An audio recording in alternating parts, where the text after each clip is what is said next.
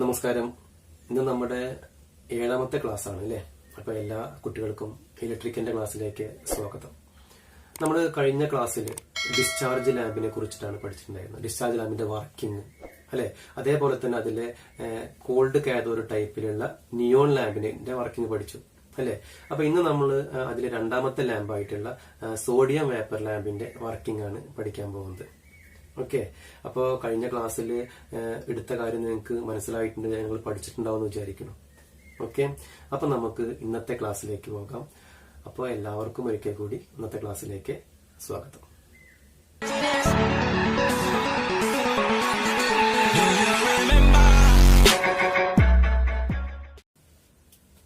Sodium vapour lamp. നമ്മൾ discharge ലാമ്പില് കഴിഞ്ഞ ക്ലാസ്സിൽ നമ്മൾ പഠിച്ചു നിയോൺ ലാമ്പിനെ കുറിച്ചിട്ട് അല്ലെ. ഇപ്പൊ നിയോൺ ലാമ്പ് എന്ന് പറഞ്ഞാൽ വളരെ ലോ പവർ ആയിട്ടുള്ള ഒരു ലാമ്പാണ്. അപ്പൊ നമുക്ക് ഹൈ പവർ ഉള്ള അതിനേക്കാളും മികച്ച രീതിയിലുള്ള പ്രകാശം തരുന്ന ഒരു ലാമ്പാണ് സോഡിയം വേപ്പർ ലാമ്പ്. അപ്പൊ നമ്മൾ ഇനി സോഡിയം വേപ്പർ ലാമ്പിന്റെ വർക്കിംഗ് ആണ് പഠിക്കാൻ പോകുന്നത്. ഓക്കെ, അപ്പൊ അതിന്റെ ഒരു ചിത്രമുണ്ട്. ചിത്രം ചിലപ്പോൾ എക്സാമിന് വരയ്ക്കാൻ ചോദിക്കാറുണ്ട്. നമുക്ക് ആദ്യം ഇതിന്റെ പ്രധാനപ്പെട്ട ഭാഗങ്ങൾ എന്തൊക്കെയാന്ന് നോക്കാം. ഓക്കെ, ഇതിൽ നോക്കൂ, ഇവിടെ ഒരു ട്യൂബ് ഉണ്ട്. ആ ഒരു ട്യൂബിന്റെ രണ്ട് എൻഡിലായിട്ട് നമ്മൾ 2 ഇലക്ട്രോഡ്സ് ഫിറ്റ് ചെയ്യുന്നു. മനസ്സിലായോ? അപ്പൊ ഒരു ട്യൂബ് ഉണ്ട്. ആ ട്യൂബിന്റെ 2 എൻഡിലായിട്ട്, അറ്റങ്ങളിലായിട്ട് നമ്മൾ 2 ഇലക്ട്രോഡുകൾ ഫിറ്റ് ചെയ്തിട്ടുണ്ട് അല്ലെ. ഇനി നോക്കൂ, നമ്മൾ ആ ട്യൂബ് നേരെ ഇങ്ങനെ വെക്കുകയാണെന്ന് വെച്ചാൽ കുറെ സ്പേസ് വേണം അല്ലെ. അപ്പൊ നമ്മൾ സ്പേസ് കുറയ്ക്കാൻ വേണ്ടി നമ്മൾ ആ ട്യൂബിനെ ഒരു യു ഷേപ്പിലേക്ക് ബെൻഡ് ചെയ്തിട്ടുണ്ട്. മനസ്സിലായോ? അതാണ് ഈ ഉള്ളിൽ കാണുന്ന ഈ യു ഷേപ്പിലുള്ള ട്യൂബ്. ഓക്കെ, അപ്പൊ നമ്മൾ സോഡിയം വേപ്പർ ലാമ്പില് യു ഷേപ്പിലുള്ള ഒരു ട്യൂബാണ് യൂസ് ചെയ്യുന്നത്. ആ ട്യൂബിന്റെ 2 എൻഡ്സിൽ, 2 അറ്റങ്ങളിൽ നമ്മൾ 2 ഇലക്ട്രോഡുകൾ ഫിറ്റ് ചെയ്യുന്നു. ഇലക്ട്രോഡ് എന്ന് പറയുമ്പോൾ ബാരിയം ഓക്സൈഡ് പോലെയുള്ള ഇലക്ട്രോൺ എമിറ്റിംഗ് മെറ്റീരിയൽ കോട്ട് ചെയ്തിട്ടുള്ള ഇലക്ട്രോഡ്സ് ആണ് നമ്മൾ യൂസ് ചെയ്യുന്നത്. ഓക്കെ, ഇനി ഈ യു ഷേപ്പിലുള്ള ട്യൂബിനകത്ത് നമ്മൾ നിയോൺ വേപ്പറും പിന്നെ സോഡിയവും നമ്മൾ ഫില്ല് ചെയ്യുന്നുണ്ട്. നിയോൺ വേപ്പറും ഉണ്ട്, സോഡിയവും ഉണ്ട്. നമുക്കറിയാവുന്ന ഒരു കാര്യമുണ്ട്, സാധാരണ റൂം ടെമ്പറേച്ചറിൽ സോഡിയം സോളിഡ് സ്റ്റേറ്റിലാണ് അല്ലെ. അപ്പൊ സോളിഡ് സ്റ്റേറ്റിലുള്ള സോഡിയം ഉണ്ട്, അതിനോട് കൂടെ നമ്മൾ കുറച്ച് നിയോൺ വേപ്പറും കൂടി നമ്മൾ ആഡ് ചെയ്യുന്നുണ്ട്. ഓക്കെ, ഇനി നോക്കൂ, ഇവിടെ ഇതിന് പുറമെ ഈ യു ഷേപ്പിലുള്ള ഈ ട്യൂബിന് പുറമെയായിട്ട് നമ്മൾ ഒരു ഗ്ലാസ് ബൾബ് യൂസ് ചെയ്യുന്നുണ്ട്. പുറമേക്ക് ഒരു ഗ്ലാസ് ബൾബ്. അപ്പൊ ഈ ഗ്ലാസ് ബൾബിന് ഡബിൾ വാൾഡ് ഗ്ലാസ് ബൾബ്. എന്താ ഡബിൾ വാൾഡ്? 2 ലെയർ ഉണ്ട്. അവിടെ നോക്കൂ, ഫിഗറിൽ കാണാം 2 ലെയർ. ഇതിനിടയ്ക്ക് ഈ 2 ലെയറിന് ഇടയ്ക്ക് എന്താണ്? വാക്വമാണ്. മനസ്സിലായി? അപ്പൊ ഒരു ഡബിൾ വാൾഡ് ഗ്ലാസ് ബൾബ് ഉണ്ട്. എന്തിനാണ് നമ്മൾ ഈ double walled glass bulb use ചെയ്യുന്നത് വെച്ചാലും, അപ്പൊ ഞാൻ നേരത്തെ പറഞ്ഞു സോഡിയം നോർമൽ ടെമ്പറേച്ചറിൽ സോളിഡ് സ്റ്റേറ്റിലാണ് അല്ലെ. അപ്പൊ ടെമ്പറേച്ചർ കൂടുമ്പോഴാണ് അത് വേപ്പർ ആയിട്ട് മാറുക. അങ്ങനെ വേപ്പർ ആവുമ്പോഴാണ് നമുക്ക് സോഡിയത്തിൽ നിന്നുള്ള ലൈറ്റ് നമുക്ക് കിട്ടുന്നത്. അപ്പൊ ആ ടെമ്പറേച്ചർ അവിടെ മെയിൻറ്റെയിൻ ചെയ്യണം. ടെമ്പറേച്ചർ കുറയാൻ പാടില്ല. അപ്പൊ ടെമ്പറേച്ചർ അറ്റ്മോസ്ഫിയറിലേക്ക് സ്പ്രെഡ് ആയിട്ട് ടെമ്പറേച്ചർ കുറയാതിരിക്കാൻ വേണ്ടിയിട്ട്, എന്ന് പറഞ്ഞാൽ ബൾബിനകത്തുള്ള ടെമ്പറേച്ചർ പുറമേക്ക് സ്പ്രെഡ് ചെയ്ത് പോവാതിരിക്കാൻ വേണ്ടിയിട്ട്, ഒരു പ്രൊട്ടക്ഷന് വേണ്ടിയിട്ട് നമ്മൾ double walled glass bulb use ചെയ്യുന്നത്. ഓക്കെ, ഇനി നോക്കും, ഇതിന്റെ ഇങ്ങോട്ട് വരുമ്പോ നമുക്കറിയാം ഈ 2 ഇലക്ട്രോഡിലേക്കാണ് നമ്മൾ സപ്ലൈ കൊടുക്കേണ്ടത്. അപ്പൊ ഞാൻ ഈ ഇലക്ട്രോഡിൽ നിന്ന് ഈ ബൾബിന്റെ എൻഡിലേക്ക് ഞാൻ ഡോട്ടഡ് ലൈൻ വരച്ചിട്ടുണ്ട്. അപ്പൊ ഡോട്ടഡ് ലൈന് എന്തിനാണ് ഇൻഡിക്കേറ്റ് ചെയ്യുന്നത്? ഇതിന്റെ ഉള്ളിൽ കൂടെയാണ് കണക്ഷൻ ഉണ്ടാവുക. ഓക്കെ, ഇനി ഇവിടെ നോക്കൂ, ഇവിടെ നമ്മൾ ഹൈ റിയാക്ടൻസ് ട്രാൻസ്ഫോമർ യൂസ് ചെയ്യുന്നുണ്ട്. അത് ബേസിക്കലി ഒരു സ്റ്റെപ്പ് അപ്പ് മോഡൽ ട്രാൻസ്ഫോമർ ആണ്. ഓക്കെ, അപ്പൊ ഹൈ റിയാക്ടൻസ് ഒരു സ്റ്റെപ്പ് അപ്പ് മോഡൽ ട്രാൻസ്ഫോമർ ആണ് നമ്മൾ യൂസ് ചെയ്യുന്നത്. അത് എന്തിനാണ് വെച്ചാൽ നമുക്ക് സ്റ്റാർട്ടിംഗ് സമയത്ത് ഒരു ഉയർന്ന വോൾട്ടേജ് ആവശ്യമാണ്. നമ്മൾ കഴിഞ്ഞ നിയോൺ ലാമ്പിൽ പഠിച്ചൊരു കാര്യം ഉണ്ടായിരുന്നു, 2 ഇലക്ട്രോഡുകളെ നമ്മൾ വളരെ ക്ലോസ് ആയിട്ടാണ് വെച്ചിരിക്കുന്നത് അല്ലെ. അപ്പൊ നമുക്ക് എന്ത് ചെയ്തു, അതിന്റെ വർക്കിംഗ് വോൾട്ടേജ് റെഡ്യൂസ് ചെയ്യാൻ പറ്റും. ഇവിടെ ഇലക്ട്രോഡുകൾ തമ്മിൽ ഡിസ്റ്റൻസ് കൂടുതലാണ് അല്ലെ. അപ്പൊ ഇലക്ട്രോഡുകൾ തമ്മിലുള്ള ഡിസ്റ്റൻസ് കൂടുതലായ കാരണം ഇലക്ട്രോൺ എമിഷൻ നടക്കണമെങ്കിൽ എന്ത് വേണം? ഒരു ഉയർന്ന വോൾട്ടേജ് ആവശ്യമാണ്. അപ്പൊ നമ്മുടെ ലൈൻ വോൾട്ടിനേക്കാളും ഉയർന്ന ഒരു വോൾട്ട് ആവശ്യമാണ്. അങ്ങനെ സ്റ്റാർട്ടിംഗ് സമയത്ത് ഒരു ഉയർന്ന വോൾട്ടേജ് ലഭ്യമാക്കാൻ വേണ്ടിയാണ് നമ്മൾ ഹൈ റിയാക്ടൻസ് ട്രാൻസ്ഫോമർ യൂസ് ചെയ്യുന്നത്. അപ്പൊ നിങ്ങൾ ഇതിന്റെ ചിത്രം വരയ്ക്കുമ്പോൾ, ഫിഗർ വരയ്ക്കുമ്പോൾ ശ്രദ്ധിക്കണം, ഇത് യാതൊരു കാരണവശാലും സ്റ്റെപ്പ് ഡൗൺ ട്രാൻസ്ഫോമർ വരയ്ക്കരുത്. അതായത് സെക്കൻഡറിയിലെ ടേൺസ് കൂടുതലായിരിക്കണം പ്രൈമറിനേക്കാളും. ഓക്കെ, ഇനി ഇവിടെ ഒരു കപ്പാസിറ്റർ നമ്മൾ പ്രൈമറി സെക്ഷനിൽ ട്രാൻസ്ഫോമറിന്റെ പ്രൈമറി സെക്ഷനിൽ കാണിച്ചിട്ടുണ്ട്. അപ്പൊ ഈ കപ്പാസിറ്റർ പവർ ഫാക്ടർ ഇംപ്രൂവ് ചെയ്യാൻ വേണ്ടിയാണ് നമ്മൾ കാണിച്ചിട്ടുള്ളത്. അപ്പൊ നമ്മൾ എന്താണ് ഈ പവർ ഫാക്ടർ, അത് എന്തിനാണ് ഇംപ്രൂവ് ചെയ്യുന്നത് തുടങ്ങിയ കാര്യങ്ങളൊക്കെ നമുക്ക് ഈ വർഷം പഠിക്കാനുണ്ട്. അതായത് അടുത്ത 3ാമത്തെ പാഠത്തില് AC സർക്യൂട്ട്സ് എന്ന് പറയുന്ന പാഠത്തിൽ നമുക്ക് പവർ ഫാക്ടറിനെ കുറിച്ചിട്ട് വളരെ വിശദമായിട്ട് പഠിക്കാനുണ്ട്. അപ്പോൾ ആ സമയത്ത് നമുക്ക് ഒന്നും കൂടി ഇത് പഠിക്കാം. ഇപ്പൊ നിങ്ങൾ മനസ്സിലാക്കി വെക്കേണ്ട കാര്യം എന്താണ്? ഇത്രേ ഉള്ളൂ. ഈ കപ്പാസിറ്റർ പവർ ഫാക്ടർ ഇംപ്രൂവ് ചെയ്യാൻ വേണ്ടിയാണ് എന്ന് മാത്രം ഓർമ്മിച്ചു വെക്കുക.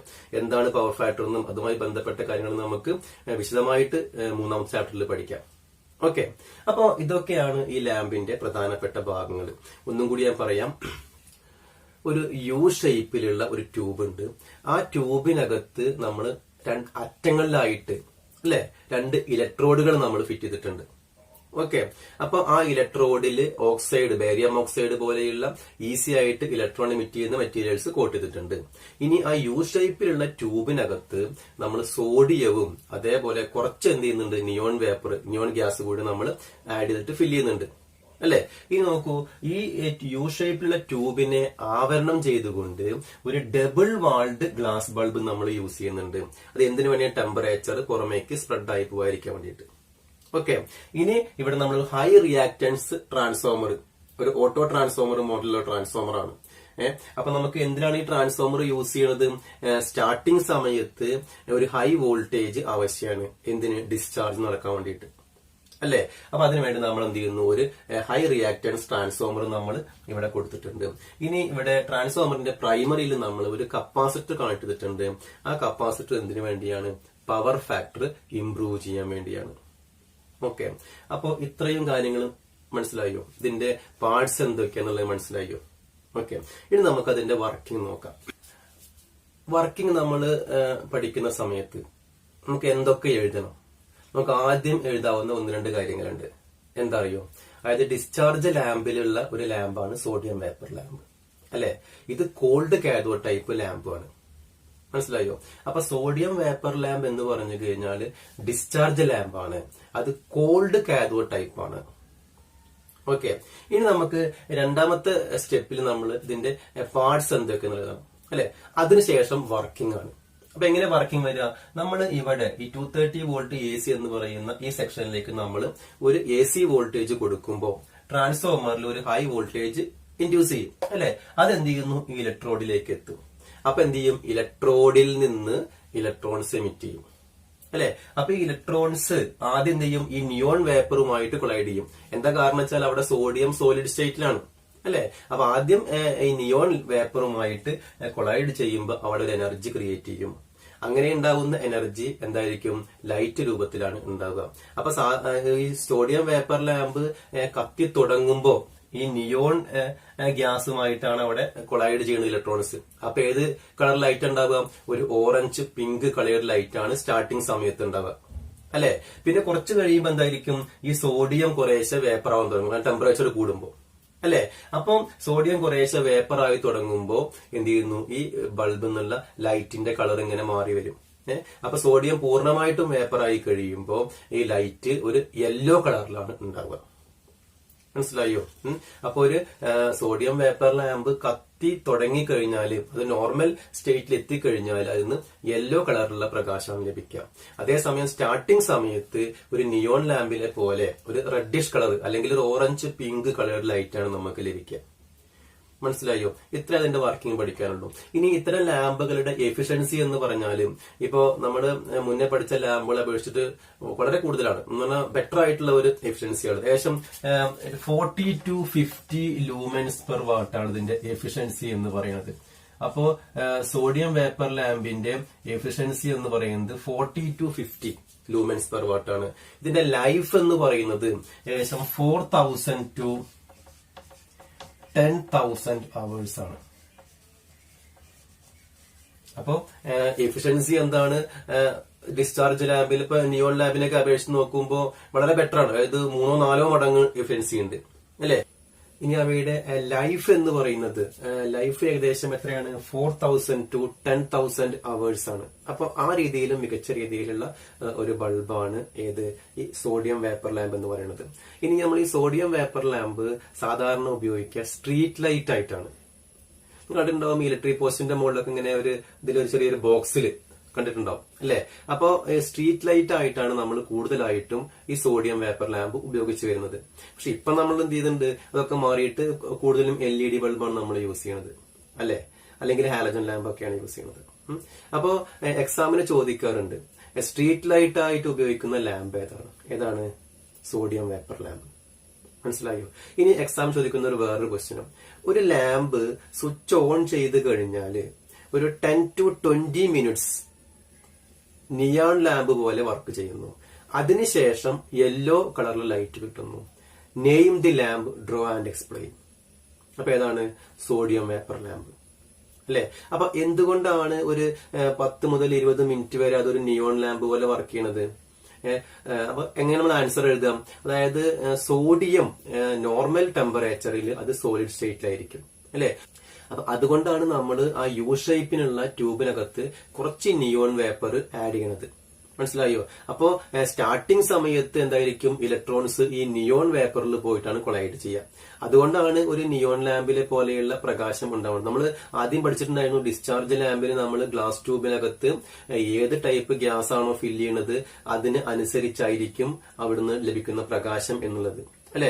അപ്പൊ ആദ്യ സമയത്ത് ഈ നിയോൺ ഗ്യാസ് കൂടെയാണ് ഇലക്ട്രോൺ പോയി എന്ത് ചെയ്യണത്, കൊളൈഡ് ചെയ്യണത്. അപ്പൊ എന്ത് ചെയ്യുന്നു, ഒരു റെഡിഷ് അല്ലെങ്കിൽ ഓറഞ്ച് പിങ്ക് കളർ ലൈറ്റ് ആണ് ലഭിക്കുക. അതിനുശേഷം എന്ത് ചെയ്യാണ്, സോഡിയം കുറേശ്ശെ ടെമ്പറേച്ചർ കൂടുന്തോറും സോഡിയം കുറേശ്ശെ വേപ്പർ ആയിട്ട് വരും. അപ്പൊ സോഡിയം വേപ്പർ ആയിട്ട് വരുമ്പോൾ എന്ത് ചെയ്യുന്നു, സോഡിയത്തിലും പോയിട്ട് ഇലക്ട്രോൺസ് കൊളൈഡ് ചെയ്യും. അപ്പൊ കുറേശ്ശെ മഞ്ഞ കളറിലേക്ക് ഇങ്ങനെ മാറി മാറി വരും. സോഡിയം പൂർണ്ണമായിട്ടും ഗ്യാസായി മാറുമ്പോൾ എന്തായി, പൂർണ്ണമായിട്ടും മഞ്ഞ ലൈറ്റ് നമുക്ക് ലഭിക്കും. മനസ്സിലായോ? അപ്പൊ അവിടെ നമ്മൾ ഫോക്കസ് ചെയ്യുന്നത് എന്താണ്, നോർമൽ ടെമ്പറേച്ചറിൽ സോഡിയം സോളിഡ് സ്റ്റേറ്റിലായിരിക്കും. അതുകൊണ്ടാണ് ആദ്യം ഈ നിയോൺ ഗ്യാസിലാണ് ഇലക്ട്രോൺസ് പോയിട്ട് കൊളൈഡ് ചെയ്യുക. അപ്പോൾ ഒരു നിയോൺ ഗ്യാസിലെ പോലെയുള്ള പ്രകാശം ഉണ്ടാവും. മനസ്സിലായോ? അപ്പൊ ഇത്രയും കാര്യങ്ങളാണ് നമ്മൾ ഈ സോഡിയം വേപ്പർ ലാമ്പിനെ കുറിച്ചിട്ട് പഠിക്കാനുള്ളത്. ഓക്കെ, അപ്പോ ഇന്നത്തെ ക്ലാസ് അവസാനിക്കുകയാണ്. നമ്മൾ എന്താ പഠിച്ചിട്ടുണ്ടായിരുന്നത്? ഇന്ന് നമ്മൾ ഡിസ്ചാർജ് ലാമ്പിലെ രണ്ടാമത്തെ ലാമ്പായിട്ടുള്ള സോഡിയം വേപ്പർ ലാമ്പിനെ കുറിച്ചാണ് പഠിച്ചത് അല്ലെ. അപ്പൊ സോഡിയം വേപ്പർ ലാമ്പിന്റെ പാർട്സ് എന്തൊക്കെയാണ്, അതേപോലെ തന്നെ അതിന്റെ വർക്കിംഗ് എന്താണ്, അത് സ്വിച്ച് ഓൺ ചെയ്ത് കഴിയുമ്പോൾ ആദ്യം ഒരു നിയോൺ ലാമ്പ് പോലെയാണ് വർക്ക് ചെയ്യുക അല്ലെ. പിന്നെയാണ് നമ്മൾ എന്ത് ചെയ്യുള്ളൂ, പൂർണ്ണമായിട്ടും ഒരു യെല്ലോ ലൈറ്റ് നമുക്ക് കിട്ടുള്ളൂ. അതിനുള്ള കാരണം എന്താണ്, അതിന്റെ അപ്ലിക്കേഷൻ നമ്മൾ സാധാരണ ഉപയോഗിക്കുന്നത് എവിടെയൊക്കെയാണ്, അതായത് സ്ട്രീറ്റ് ലൈറ്റ് ഒക്കെ ആയിട്ടാണ് സാധാരണ ഉപയോഗിക്കാറ് അല്ലേ.